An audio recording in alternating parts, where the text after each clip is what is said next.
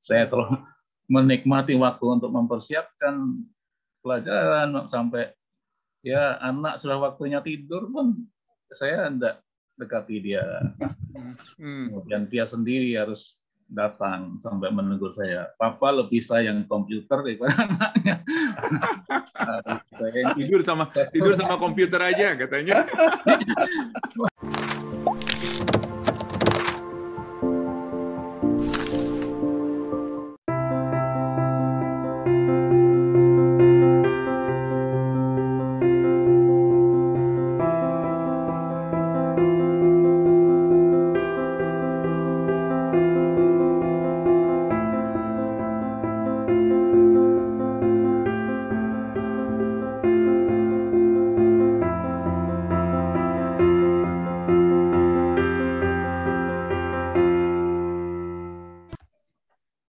Salam sejahtera bagi para pendengar dan penonton Ngopas, dimanapun Anda berada. Nama saya Pendeta Kian Holik dari Sydney.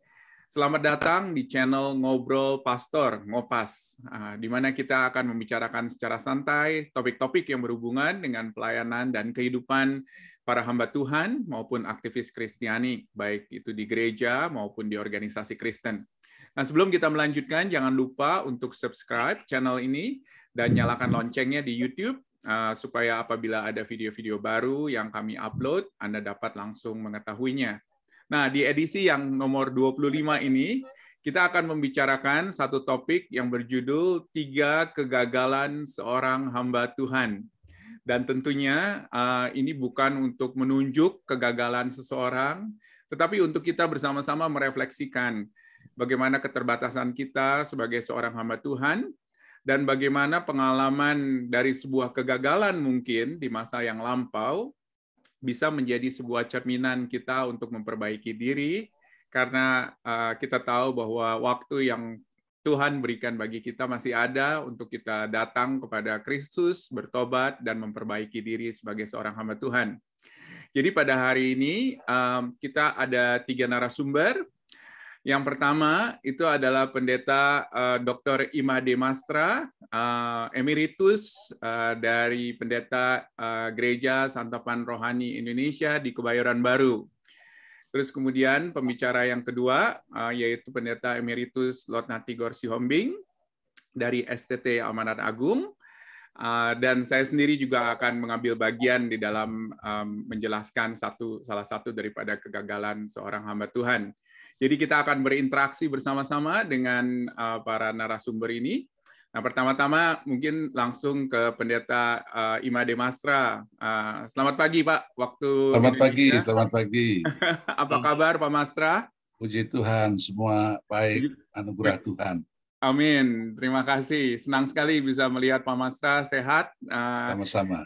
Dan kita akan bicara mengenai satu kegagalan daripada seorang hamba Tuhan. Nah, Pak Mastra, kira-kira apa sih kalau misalnya ada satu kegagalan dari seorang hamba Tuhan di mata Bapak? Silakan, Pak. Saya rasa satu kegagalan yang sangat mendasar adalah integritas. Ya. Integritas. Waktu bicara soal integritas seorang hamba Tuhan, kita tidak berbicara lagi soal panggilan dia. Kita melewati bagian itu. Panggilan dia itu sudah lebih dahulu. Apa dia terpanggil, apa tidak. Kalau memang tidak terpanggil, ya seringkali kegagalan ada di situ. Tapi setelah dia dipanggil dengan jelas, dalam pelayanannya itu, integritas itu sangat-sangat penting. Integritas yang dimaksudkan di sini, sesuatu penampilan karakter di dalam kita keluar. Di dalam kita ada karakter yang bagaimana, itu yang tampil keluar. Sehingga itu disebut dengan integritas. Pengertian atau pemadanan kata untuk integritas itu di antara lain ada keutuhan, utuh, ada kemurnian, ada kesungguhan, ada ketulusan, ada kejujuran, dan ada transparansi. Bahasa Latin mengatakan integri itu utuh. Artinya sama bagian dalam dan begitu juga bagian luar. Apa yang ada di dalam itu keluar. What he says sama dengan what he does. What he talk sama dengan his walk. Jadi sosok yang sama ketika dia berada sendirian ataupun berada di tempat yang ramai-ramai. Petrus sangat menekankan hal ini seperti yang tercantum dalam 1 Petrus pasal 1 ayat 14 sampai dengan ayat 16. Hendaklah kamu menjadi, kata menjadi itu to be, jadi keberadaan orang itu. Lalu dalam kalimat berikutnya, di dalam seluruh hidupmu, in all you do, dalam keutuhannya, sama seperti just as. Jadi keutuhan itu dalam luar sama. Jadi tidak bisa bermain double. Karakter itu tampil keluar, kita membedakan antara karakter dengan kepribadian barangkali ya. Karakter dan personality. Personality, person itu berarti topeng kalau bahasa Latinnya. Jadi topeng bisa diganti-ganti. Tapi berapa lama seorang bisa pakai topeng tanpa berganti? Nggak kuat. Pada waktunya akan dibuka topeng itu.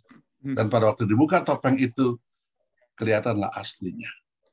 Bagaimana seorang bisa melakukan pelayanan dengan berpura-pura seperti munafik seperti itu?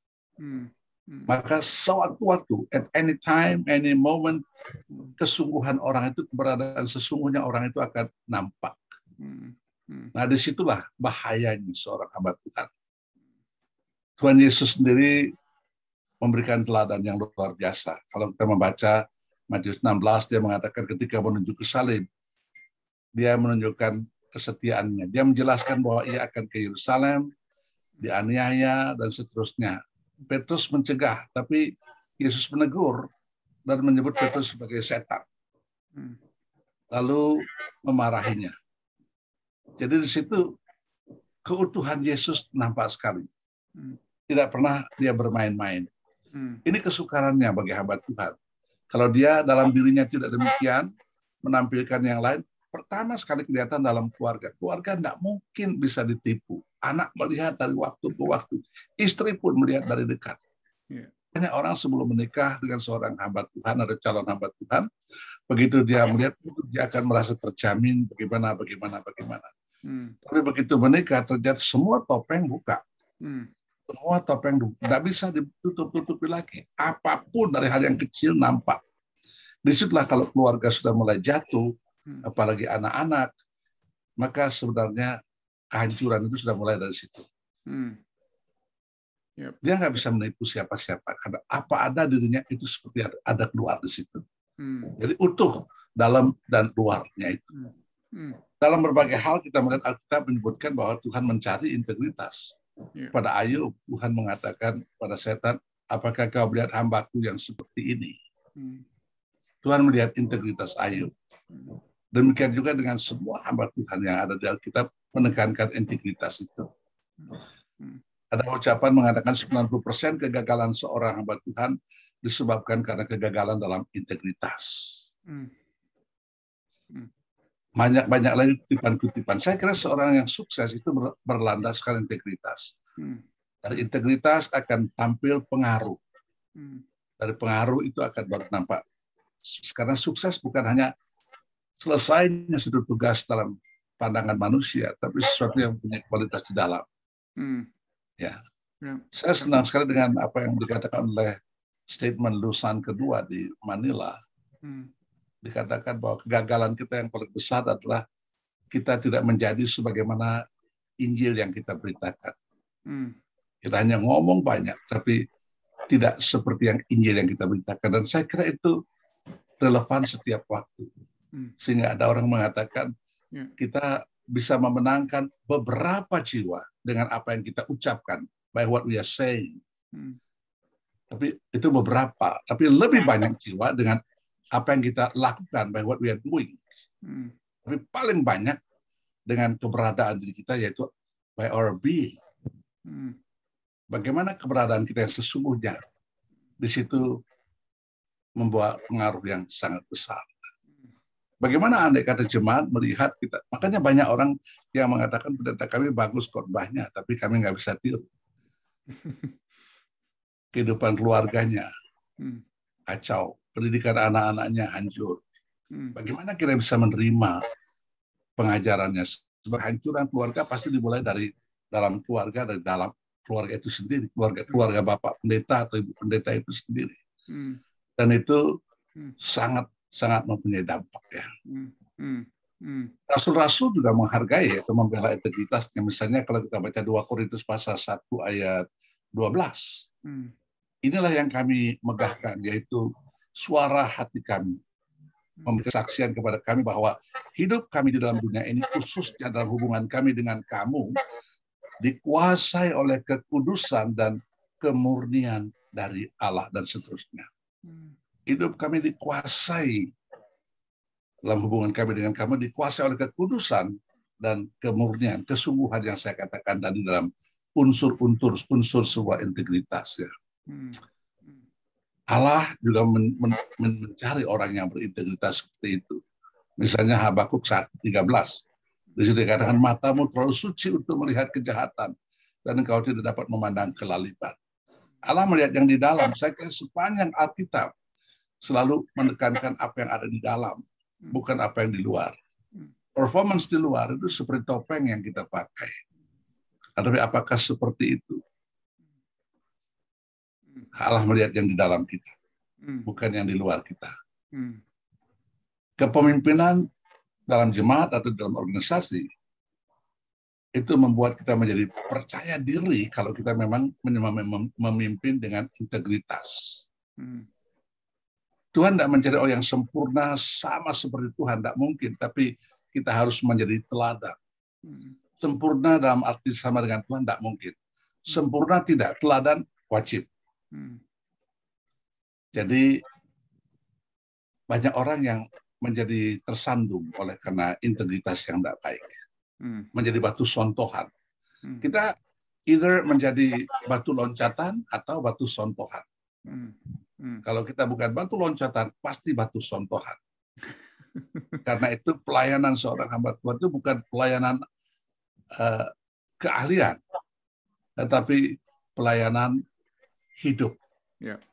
Saya tersentuh dengan peristiwa yang saya alami dulu sekali di Hong Kong, bertemu dengan orang yang di bawah pintu kereta api bawah tanah membagi-bagikan traktat, ada yang ambil bejak kuah, ada yang robek dan sebagainya. Saya tanya dia satu waktu, apa Bapak enggak capek, enggak kecewa? Dia mengatakan satu kalimat yang sangat merubah hidup saya. Dia mengatakan, pelayanan saya, pelayanan saya adalah pelayanan hidup. Wah, itu membuat saya luar biasa. Karena seorang hamba Tuhan dan beritanya satu, tak bisa dipisah-pisah. Atau kalau tidak, kita hanya melakukan apa yang kita sebut dengan kegiatan agama. Atau bahkan mungkin lebih jelek lagi, bisnis agama. Ya, kita berbuat begini hanya untuk cari makan. Sehingga dengan demikian topeng yang kita pakai pada orang kaya, topeng yang kita pakai pada orang miskin berbeda-beda. Tapi terganti-ganti topeng, begitu sekali terkuat, sebenarnya pelayanan itu hancur sudah. Nah, karena itu harus saya katakan, mulailah dari diri sendiri. Kalau satu pelayanan yang sejati, mulailah dari diri sendiri. Panggilan dari Tuhan itu sudah urusan pribadi. Tapi pada waktu kita sudah menyerahkan diri untuk pelayanan, kita harus mulai dari sendiri berintegritas. Bentuk integritas itu. Bangun terus-menerus. Dan itu tidak berhenti. Tuhan mau kita mempunyai keberadaan seperti Kristus. Christ-likeness in character. Dan itu tampil dalam perbuatan kita. Banyak orang berkata, perbuatan kita itu berbicara lebih keras daripada suara teriakan kita. Ya. Khotbah kita mungkin boleh kurang bagus. Ya. Tidak semua orang mempunyai karunia berkhotbah yang baik. Ya, termasuk saya. Jadi bukan berkhotbah yang bagus. Tetapi karakter kita itu, integritas yang tampil keluar itu berbicara lebih kuat dari apa yang kita ucapkan. Harus dikatakan mulai dari dalam rumah tangga hamba Tuhan itu sendiri. Itu sebagai Bukti Paulus pun mengatakan untuk memilih seorang penatua harus dilihat dari keluarganya. Bisa nggak dia memimpin? Dia bukan hanya kepala keluarga. Mungkin terjemahan bahasa Indonesia lebih tepat dikatakan dia harus menjadi memimpin keluarganya dengan baik. Ya. Jadi pemimpin keluarga dengan baik. Dan itu kepemimpinan yang saya sudah katakan tadi landaskan pada integritas. Ya, begitu. Di atas integritas itu kita membangun pengaruh. Orang akan tidak bisa menyangkal. Ini termasuk juga dalam penginjilan yang saya singgung tadi. Kita ngomong banyak mengenai Injil yang bagus, ikut Tuhan baik, surga dan sebagainya. Tetapi orang melihat hidup keluarga kita tiap hari berantem dan ribut dan sebagainya. Orang tidak mengerti apa yang kamu bilang. Ya, saya pikir ini yang saya ingin tekankan bahwa kebanyakan hamba Tuhan, banyak hamba Tuhan bukan sedikit jatuh di integritas. Sejarah menunjukkan bahwa saya sendiri tersentuh oleh orang dunia sudah tahu ya, ada penginjil televangelis berkhotbah menyanyi. Saya pernah menangis mendengar dia khotbah, menyanyi. Saya menangis di depan TV. Tapi nggak lama lagi ternyata dia jatuh. Apa yang dia bilang di televisi beda dengan apa yang dia buat. Saya benci kepada perzinahan, saya benci kepada dosa, jatuh. Tapi dan sekarang sendiri melakukannya. Ya, banyak berguguran sekarang ini. Betul. Dan saya kira gereja setan berdoa berkuasa untuk minta supaya kejatuhan orang-orang pemimpin Kristen makin berguguran. Ya, karena itu kita harus berhati-hati di dalam hal integritas ini. Ya, baik. Mungkin itu dulu. Ya, baik. Terima kasih banyak, Pak Mastra. Tadi ada satu catatan yang saya garis bawahi ya, bahwa ini bukan hanya sebuah skill, bukan hanya sebuah pelayanan karena pendidikan, pengetahuan teologi, tetapi ini adalah masalah kehidupan. Dan saya rasa itu very, very powerful. Karena sekali lagi, pada akhirnya, sebetulnya syarat sebagai seorang hamba Tuhan itu nggak terlalu berat begitu ya, karena dia harus menunjukkan kehidupan yang sesuai dengan Kristus. Itu adalah tugas utamanya. Dan masalah-masalah yang lain sebetulnya masalah-masalah yang lebih secondary begitu ya, di dalam kehidupan seorang hamba Tuhan. Nah, mungkin ke Pak Siombing, silakan Pak Siombing kalau ada catatan atau tambahan atau sesuatu yang ingin dikomentari dari apa yang tadi Bapak dengar dari Pak Mastra. Ya, saya senang sekali dengan apa yang sudah disampaikan oleh Pak Mastra. Memang seperti ikan di akuarium itu kan, bisa dilihat dari sisi mana. Saya masih ingat guru saya, Pak Soeneman, itu selalu ingatkan kami, hamba Tuhan itu dimanapun kelihatan. Jadi hamba Tuhan itu sebetulnya tidak ada tempat bersembunyi. Ya, betul juga ya. Jadi betul apa yang kita khotbahkan, apakah itu memang yang kita lakukan? Kadang-kadang apa yang kita tahu juga tidak kita lakukan. Ya. Iya, saya senang itu diingatkan kembali lah ini. Apalagi sudah emeritus begini. Ingat kembali bercermin kembali perjalanan sekian puluh tahun itu. Masih ingat ya. Ya bukan untuk melihat orang lain. Ya.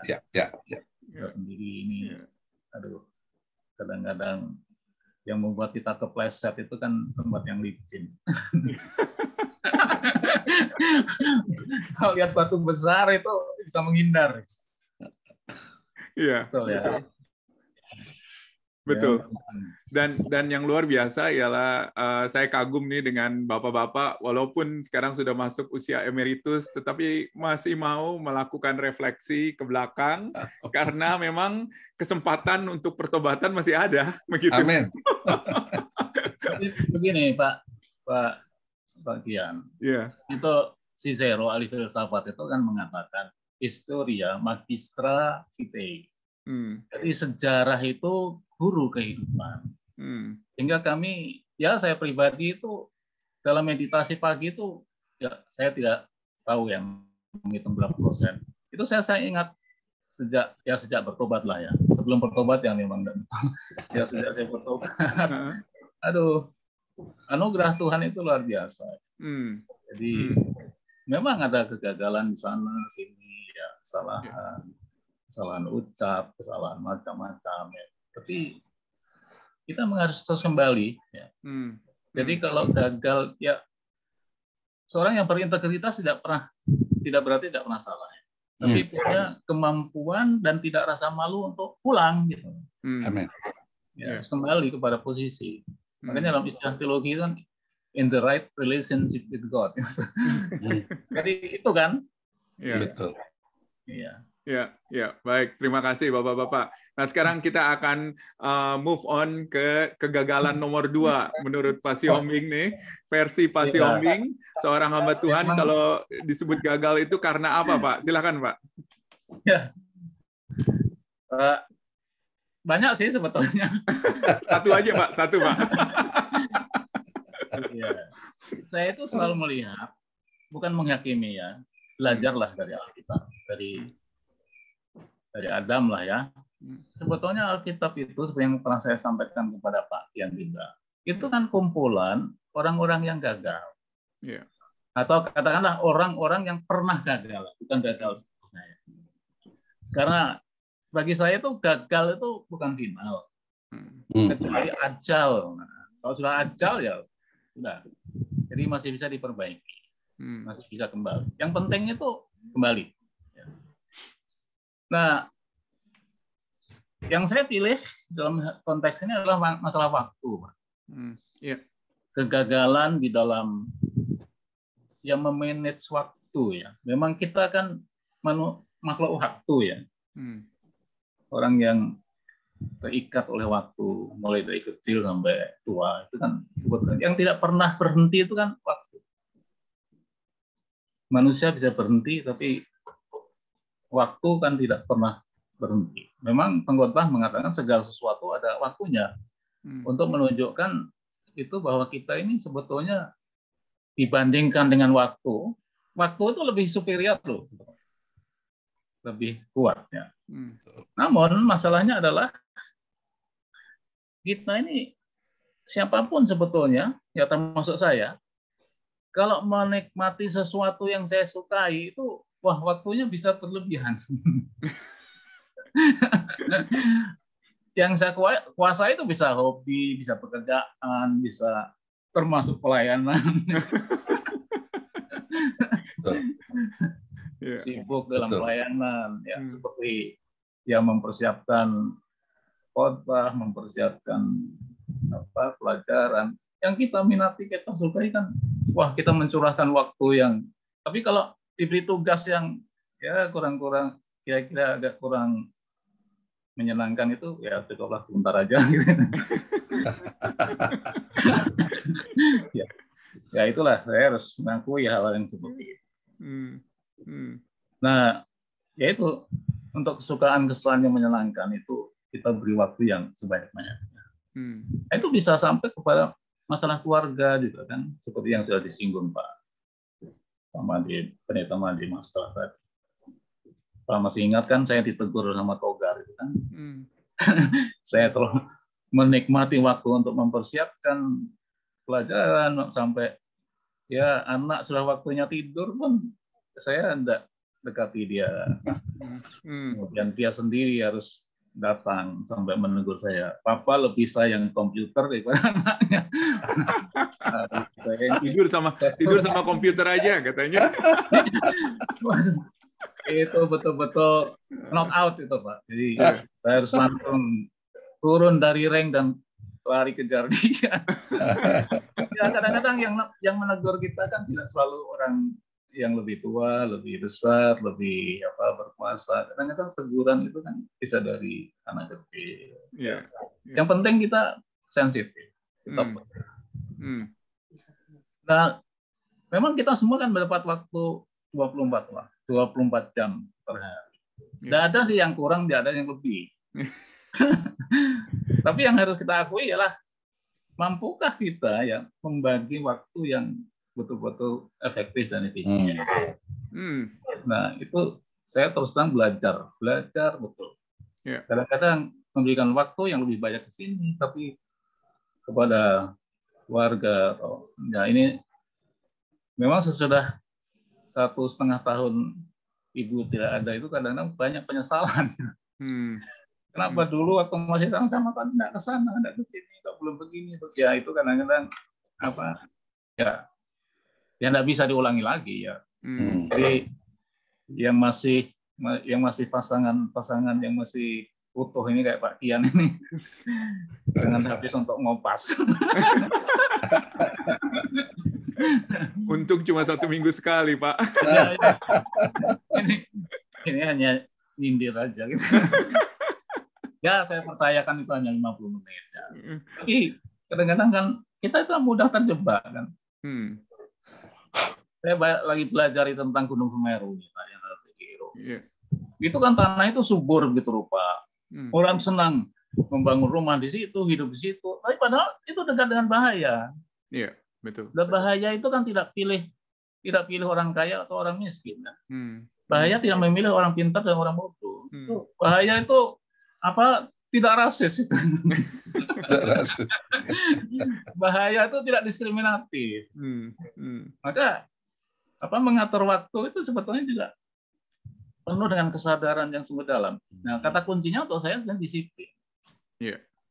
Disiplin waktu. Ya disiplin itu kan tidak hanya menyangkut hal kerapihan dan sebagainya, tapi waktu. Karena ada waktu yang mana waktu itu kan tidak kembali. Waktu kan berjalan terus ya. Linear, sifatnya linear. Betul. Jadi tidak pernah berhenti. Nah, kita kan berhenti. Kita jadi bagaimana kita betul-betul sebagai hamba Tuhan khususnya ya.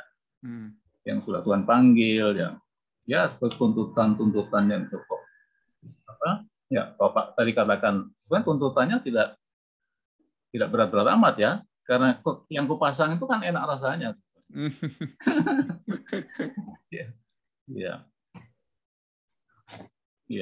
Ya, baik. Terima kasih Pak Siombing untuk penjelasannya. Nah, kita sekarang akan mencoba berinteraksi.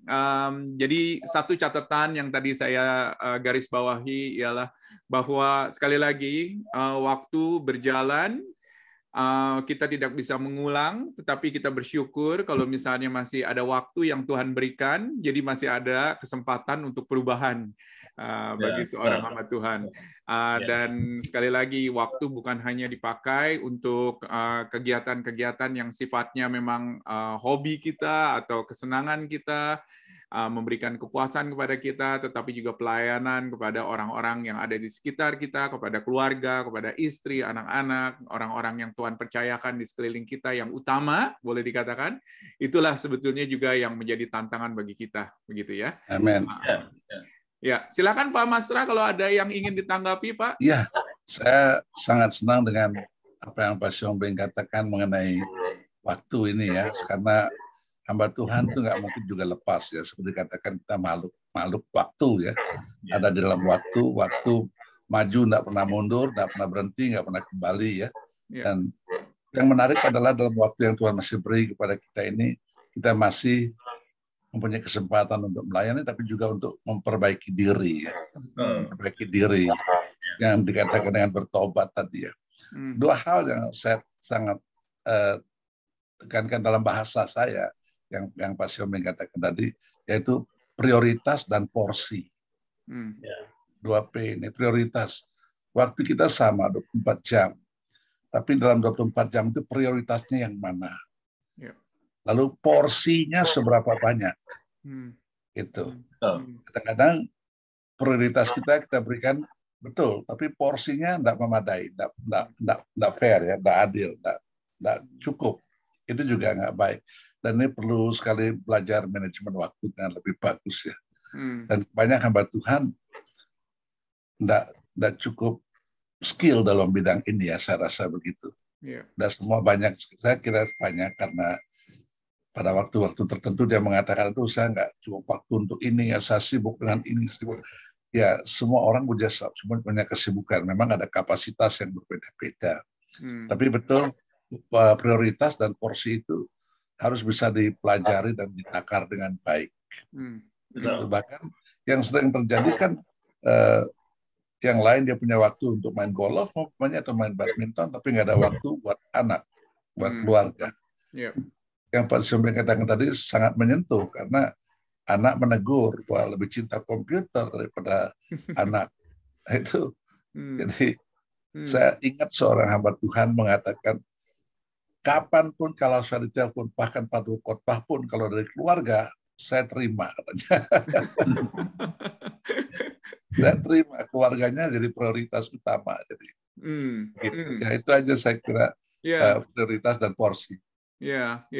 Dan satu mungkin yang saya ingin berikan catatan juga tambahan, ya memang betul kita harus memperhatikan orang-orang yang ada di sekeliling kita, tetapi juga ada begitu banyak hamba Tuhan yang tidak melakukan self-care, yaitu memperhatikan diri sendiri, begitu loh. Jadi ada begitu banyak hal yang penting sekali di mana keberadaan kita, baik itu di tengah-tengah keluarga maupun juga keberadaan kita di tengah-tengah jemaat, itu tergantung kepada kita, begitu loh. Dan ketika kita memaksakan diri untuk melakukan A, B, C, dan D, tanpa kita memperhatikan diri kita, misalnya mungkin makan makanan yang sehat atau berolahraga, atau mungkin juga memelihara kehidupan kepribadian dan kerohanian yang baik, menurut saya pada akhirnya juga semuanya akan berantakan. Jadi sekali lagi mungkin self-care juga itu adalah salah satu hal yang penting, mengambil waktu untuk self-care. Dan kalau misalnya saudara-saudara, para penonton dan para pendengar kepingin mendengar mengenai masalah bagaimana hamba Tuhan dengan sabat, dengan memelihara sabat dan lain sebagainya, ada itu di salah satu episode Ngopas, di mana kita bicara mengenai hamba Tuhan dan sabat. Tentunya ini adalah sesuatu PR bagi kita semua, karena penting sekali untuk kita juga ada di dalam sebuah waktu untuk kita bisa beristirahat di dalam Tuhan, begitu ya. Ya. Puji Tuhan, terima kasih. Wah, kita sudah banyak diskusi. Nah, mungkin yang ketiga yang saya ingin tambahkan saja mengenai kegagalan menurut saya dari seorang hamba Tuhan, itu ialah ketika seorang hamba Tuhan tidak mengetahui tugas utamanya menurut saya sebagai seorang pemberita firman. Sebagai seorang pemberita firman. Jadi, pemberitaan firman itu saya yakin itu adalah tugas utama panggilan kita sebagai seorang hamba Tuhan. Di Alkitab boleh dikatakan sangat eksplisit sekali bahwa panggilan oleh Rasul Paulus contohnya kepada Timotius itu adalah beritakanlah firman. Beritakanlah firman. Jadi bukan hanya membagikan firman istilahnya atau sharing begitu ya di dalam bahasa Inggris, tetapi ada sebuah otoritas.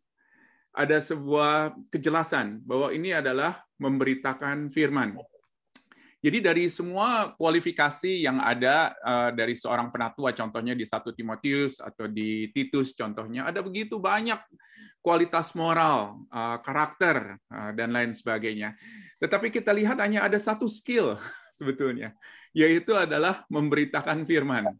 Yaitu berarti kemampuan dari seorang hamba Tuhan untuk mengajarkan firman. Karena tugas utama itu adalah kita sebagai seorang guru, sebagai seorang pengajar atau pemberita firman. Jadi dikatakan, beritakanlah firman dengan sebuah kewibawaan, dikatakan di Titus pasal yang kedua. Jadi kita punya satu tugas utama, yaitu untuk memberitakan firman kepada orang-orang yang percaya, khususnya, agar mereka dapat membawanya, firman kehidupan itu ke dalam dunia.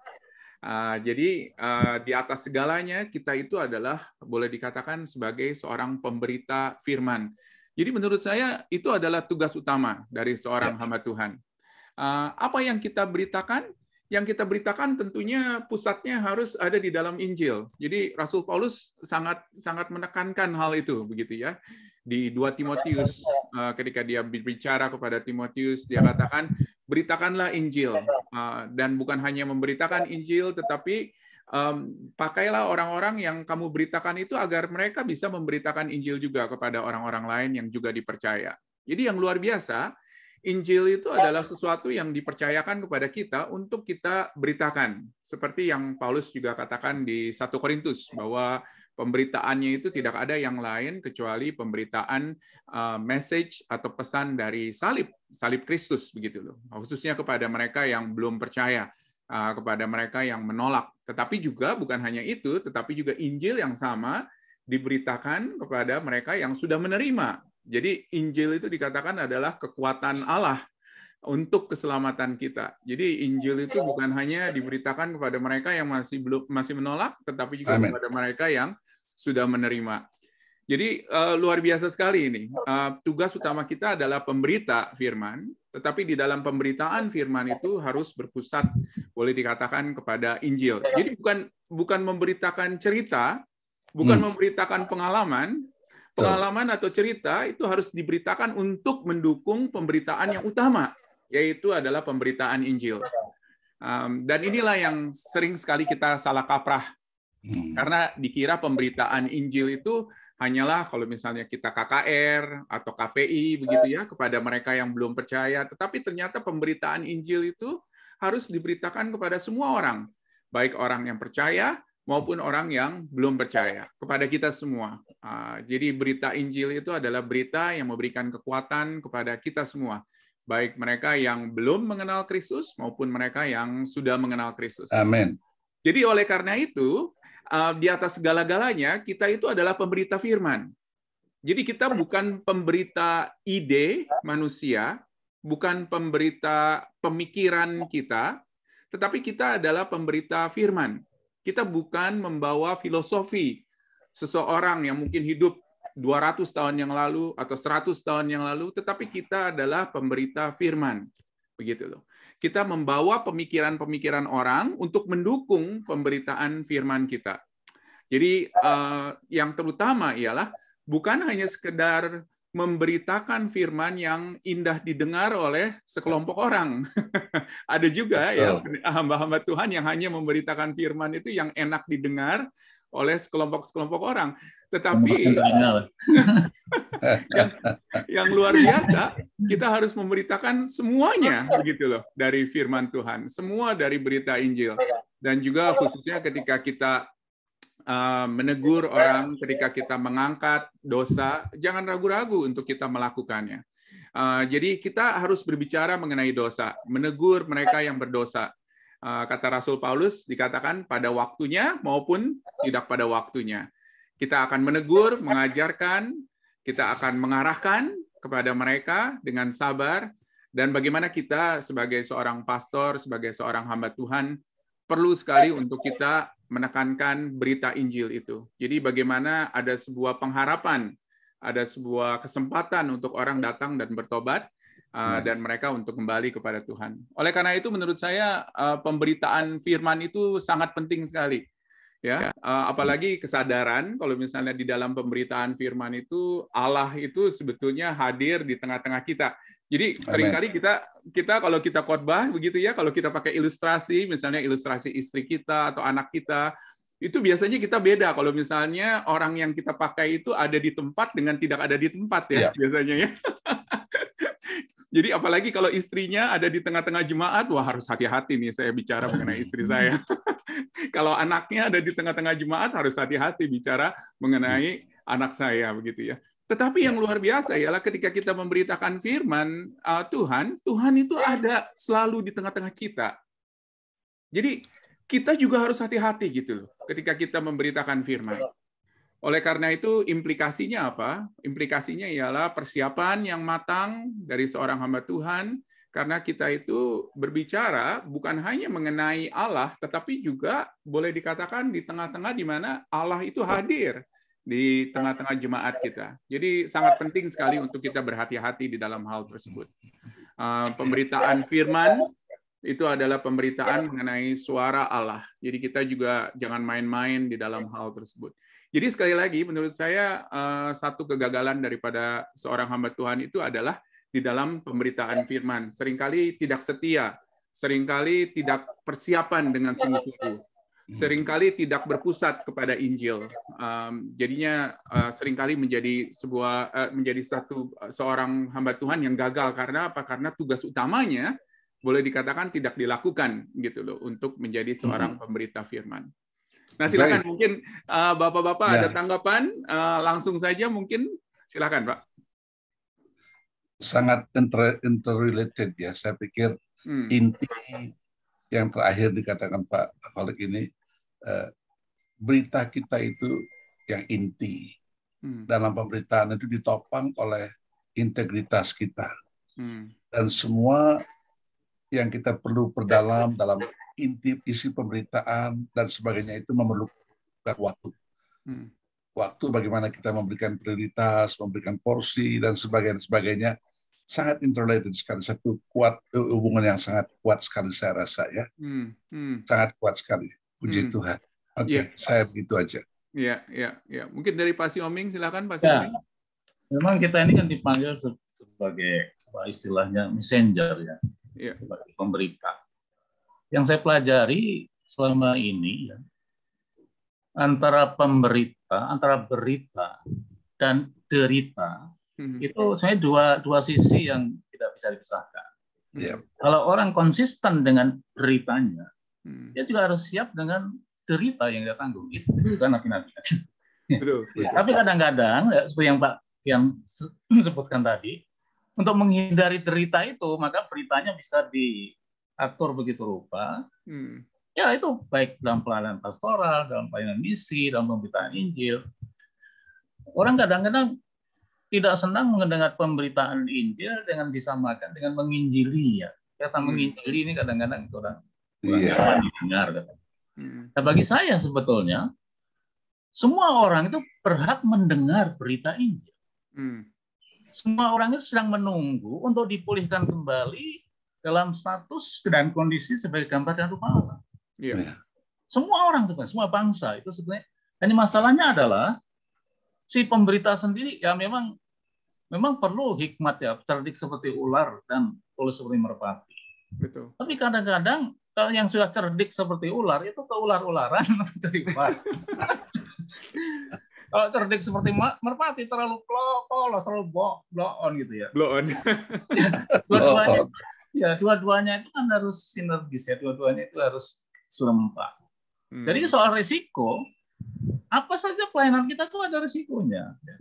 Khotbahmu kurang bagus lah, kurang alkitabiah lah, dan inilah dan itu. Tapi untuk menghindari itu, ya kadang-kadang terlanjur itu untuk menyenangkan kuping orang itu. Waduh, senang tahu enggak ya. Jadi hanya senang berapa detik saja, hilang. Nggak ada kesan apapun bagi si penerima berita itu. Kadang-kadang Pak ya, itu orang kita kan kadang-kadang kita ingin mendekati orang untuk mendengarkan berita kita. Tapi kalau kita hidup sungguh-sungguh seperti apa yang Pak Adi Masra tadi katakan, kadang-kadang orang datang kok Pak. Ya. Bukan hanya kita yang mendatangi, tapi orang juga datang. Tidak tahu berita dari mana, tapi orang juga datang itu. Kalau kita sungguh-sungguh itu konsisten,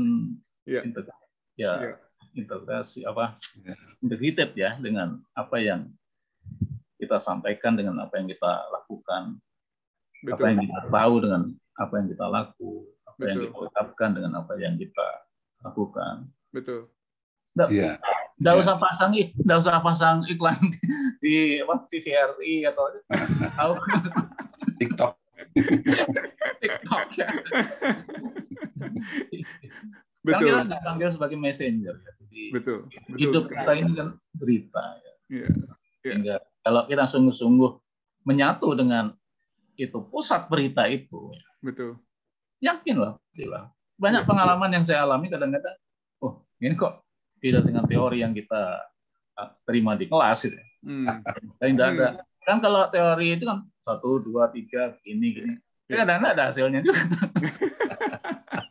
Betul sekali Pak. Tanpa direncanakan hanya belanja saja. Kadang-kadang orang itu bertanya sesuatu yang akhirnya jadi percakapan yang asik, jadi berita yang justru yang tidak pernah kita. Tapi yang siap hati, betul, saya percaya. Betul. Saya senang, saya setuju dengan apa yang Pak persiapan. Apa saja kan tidak harus disiapkan. Apa saja kan harus disiapkan. Sehingga kita harus selalu siap. Saya senang dengan istilah siap itu, Pak. Kan saya senang dengan dunia militer, ya senang baris berbaris. Siap itu kan sikap sempurna katanya.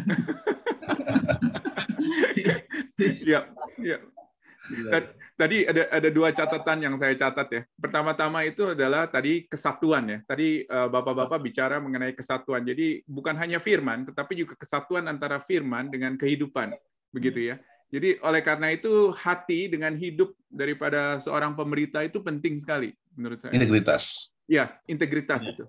Bagaimana hati juga siap begitu loh ketika kita memberitakan firman. Jadi pertama-tama seorang pengkhotbah yang siap, seorang pengkhotbah yang memang bisa diterima adalah bagaimana firman itu pertama-tama merubah dia. So the gospel has to speak to him first, begitu ya, sebelum bisa dia sampaikan kepada orang lain. Jadi kalau misalnya hidupnya nggak berubah, hatinya nggak berubah, dia sendiri juga nggak bisa menyampaikan firman itu dengan sempurna, dengan baik, begitu loh. Jadi penting sekali untuk perubahan itu. Sedikit tambahan Pak soal siap gitu ya. Iya. Memang kalau kita khotbah hari Minggu, kita persiapkan ya berapa hari kita siap untuk khotbah pada hari Minggu. Tapi maksud saya siap itu meskipun kita juga diminta mendadak Pak. Jadi dalam pengalaman saya itu berapa kali khotbah di rumah duka. Jadi hamba Tuhan yang lebih junior dari saya yang harusnya berkhotbah. Tapi entah bagaimana beliau katakan Bapak saja yang khotbahnya. Tembak. Ya udahlah. Ya dalam waktu berapa menit itu ya coret-coret itu tuh ya kan namanya berita kan. Beritanya kan sudah jelas apa yang harus dilakukan. Betul. Siap untuk menghibur orang, siap untuk meyakinkan kepercayaan orang. Di situ kesempatan juga untuk menyampaikan berita supaya orang dengar. Ya siap dan mati yang lebih luas ya Pak ya. Iya, betul. Penting sekali memang. Pengalaman itu pada akhirnya juga mempersiapkan kita, begitu. Betul. Dan puji Tuhan untuk kesempatan-kesempatan yang diberikan kepada kita. Jadi sebetulnya kalau misalnya saya coba lihat 3 kegagalan hamba Tuhan, baik itu di dalam hal integritas, manajemen waktu, dan juga pemberitaan firman, itu semuanya terkait begitu ya. Dan kita nggak bisa memisahkan satu dengan yang lain, ya. Integrated. Ya, dan penting sekali bagi seorang hamba Tuhan untuk melihat kehidupannya dan untuk juga mempersilahkan Tuhan untuk menyelidiki hatinya, gitu ya. Bagaimana dia? Apakah dia adalah seorang yang sudah berhasil di dalam satu hal atau juga perlu diperbaiki di dalam hal-hal yang lain. Dan kita sangat berharap melalui video-video yang ada di Ngopas ini bisa terus memperbaiki kehidupan seorang hamba Tuhan, baik itu di dalam skill-nya, di dalam kompetensinya, baik itu di dalam karakternya, dan juga itu di dalam konviksinya. Bagaimana pengertian dia sebagai seorang hamba Tuhan dan seorang pengikut Kristus yang sejati. Wah, kita sudah banyak bicara. Luar biasa. Siang hari ini, puji Tuhan, sekali lagi terima kasih buat kehadiran Pendeta Mastra dan Pendeta Siombing yang terus setia mendukung acara Ngopas ini. Dan tentunya nanti, saudara-saudara, kita akan terus menghadirkan video-video lain yang akan berguna, yang akan membantu kehidupan seorang hamba Tuhan. Oleh karena itu, jangan lupa untuk subscribe dan untuk nyalakan loncengnya di Ngopas ini, sehingga kalau ada video-video baru yang kami upload, langsung bisa menerimanya. Sekali lagi terima kasih Bapak-Bapak untuk kehadirannya pada siang hari ini. Terima kasih. Baik. Boleh saya minta Pendeta Mastra untuk berdoa dan menutup di dalam doa bagi kita semua. Mari terima kita kasih berdoa. banyak. Ya Allah Tuhan kami, siapakah kami orang-orang yang Tuhan sudah panggil, diselamatkan, dipersiapkan, dan diutus dalam pelayanan. Dalam kedaulatan-Mu, ya Tuhan, Engkau tidak membutuhkan siapapun untuk menolong diri-Mu. Tidak juga untuk memanggil orang tak masuk ke dalam keselamatan. Semua karya Tuhan. Tapi hanya oleh anugerah-Mu sajalah Engkau melibatkan kami. Kami percaya Tuhan menyertai kami sampai kesudahan. Kelemahan ada pada diri kami sebagai hamba-hamba-Mu. Tuhan tolong supaya Roh Kudus menolong kami mengerti, memahami diri kami, menurut apa yang kami sudah bicarakan pada pagi hari ini dari sisi integritas, penggunaan waktu, dan juga inti pelayanan pemberitaan kami. Tolong kami ya Tuhan, manusia-manusia lemah, kelemahan yang sudah kami tergelincir di dalamnya, Tuhan angkat kami, beri kesadaran dan kemampuan untuk mengaku di hadapan Tuhan. Kami percaya Roh Tuhan terus menolong kami. Tidak ada damai sejahtera yang kami rasakan ketika kami jatuh dalam dosa. Roh-Mu terus menegur kami.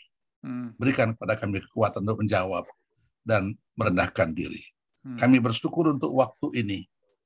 Bentuklah kami setiap waktu ya Tuhan, karena kami menyerahkan diri semuanya bagi kemuliaan Tuhan dalam nama Yesus Kristus Tuhan kami. Haleluya.